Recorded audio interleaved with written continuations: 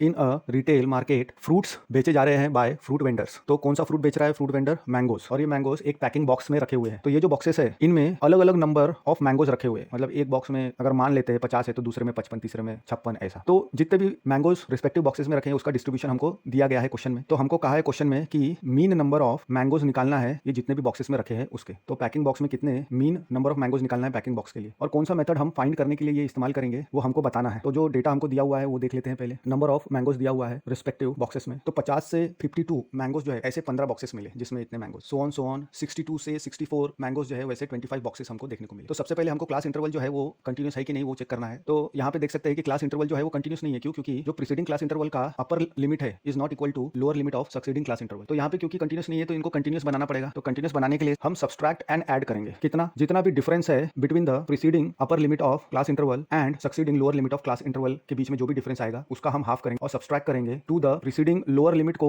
हमको सब्सट्रैक्ट करना है एंड सक्सीडिंग अपर लिमिट को हमको ऐड करना है। तो हमको 49.5 टू 52.5 क्लास इंटरवल पहला मिलेगा, उसमें 15 बॉक्सेस। सो ऑन 61.5 टू 64.5 हमको लास्ट नंबर ऑफ मैंगोज मिलेंगे जिसमें 25 बॉक्सेस आते हैं। तो अब हमारा कंटिन्यूस क्लास इंटरवल हो गया। तो क्लास मार्क हम एक्स आई निकाल सकते हैं, upper class limit plus lower class limit divide by 2। और ये एक्स आई जो है हम टैबुलेट कर लेंगे, टेबल में लिख लेंगे, और उसके बाद हम डेविएशन अज्यूम करेंगे ए की वैल्यू। तो यहाँ पे नंबर ऑफ क्लास इंटरवल कितने हैं? 5 है। तो सिंपली बीच वाला तीसरा नंबर का हमको एक्स आई लेना है। इवन रहता तो जैसे कि 6 क्लास इंटरवल रहता तो डिवाइड बाय 2 3 होता, तो बीच वाला थर्ड नंबर वाला लेना पड़ता या तो फोर्थ नंबर वाला। लेकिन अभी ऑड है और 5 नंबर ऑफ क्लास इंटरवल है तो तीसरा वाला डायरेक्टली हम एक्स आई ले सकते हैं। उसके बाद डेविएशन डी आई लेंगे एंड यू आई निकालेंगे as D I is equal to X I minus A and U I is equal to X I minus A upon H, जहाँ पे एच क्या है? Common highest suitable divisor of D I, ये H हो गया। तो जो दिया हुआ है वो लिख लेंगे number of mangoes and packing boxes F I. उसके बाद ये हो गए हमारे 5 क्लास इंटरवल्स। फिर नंबर ऑफ बॉक्सेस पहले के लिए 15 है, दूसरे के लिए 110 एंड सो ऑन सो। तो समेशन ऑफ एफ आई निकालेंगे तो 400 आ रहा है, सबको ऐड किया हमने। फिर एक्स आई निकालेंगे 49.5 प्लस 52.5 डिवाइड बाय 251 मिल रहा है हमको पहले क्लास इंटरवल के लिए, सो ऑन सो। अब डी आई के लिए हमको ए अज्यूम करना है तो सीधा बीच वाला 57 हम अज्यूम कर लेंगे, ए माइनस करेंगे 51 में से तो -6 मिलेगा, 54 में से माइनस करेंगे 57 तो -3 मिलेगा and so on. You I हमको डी आई अपॉन 3, तो हम देख सकते हैं कि हर एक डी आई जो है इज डिविजिबल बाय 3, तो 3 से डिवाइड करेंगे तो -2 -1 सो ऑन सो मिलेगा। Then F I U I निकालेंगे and summation of F I U I हमको 25 मिल रहा है। अब यहाँ पे जो कैपिटल यू है वो अपर क्लास लिमिट है, कैपिटल एल जो है लोअर क्लास लिमिट है, ए जो है हमारा अज्यूम्ड मीन निकाला हमने एक्स आई से क्योंकि odd number of class interval था तो सेंटर वाला निकाल लिया। तो और एच क्या है? एच हमारा suitable highest common divisor of D आई है। अब क्योंकि डी आई के पास कॉमन फैक्टर है इसलिए हम स्टेप डेविएशन मेथड भी इस्तेमाल कर सकते हैं। तो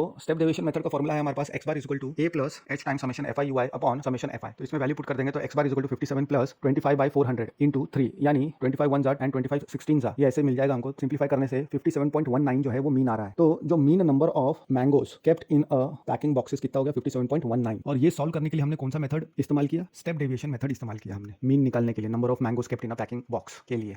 और क्यों मीन निकाला? क्योंकि एफ आई डी आई की जो वैल्यू थी वो बड़ी थी एंड ऑल्सो कॉमन फैक्टर भी डी आई का हमको मिल रहा था, कॉमन डिफरेंस।